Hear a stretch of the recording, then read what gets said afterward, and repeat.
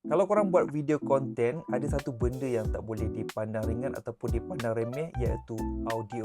Ini adalah Gojek Ultra S25. Jenama ni tengah hype gila dekat Vietnam, Thailand, Filipina dan sekarang dah rasmi pun masuk dekat Malaysia. Box dia ni pun dah bagi first impression yang bagus. Dalam box korang akan dapat satu pouch yang premium macam ni dan set pengecas lengkap siap dengan adapter sekali. Simple tapi nampak produk ni memang dibuat serius untuk content creator. Dari segi prestasi pula memang solid. Jarak rakaman boleh sampai 250 meter. Jadi kalau rakam outdoor, jalan jauh sikit, kualiti audio masih lagi clear. Bateri dia pun boleh tahan sampai 42 jam. Kalau nak shoot video terus sekali banyak pun memang tak ada hal, tak payah nak charge banyak kali. Dia ada 3 mode rakaman pintar tau. Mode pertama standard sesuai untuk bunyi yang natural ataupun nak buat ASMR. Mode yang kedua pula ada AI function untuk tapis bunyi yang bising.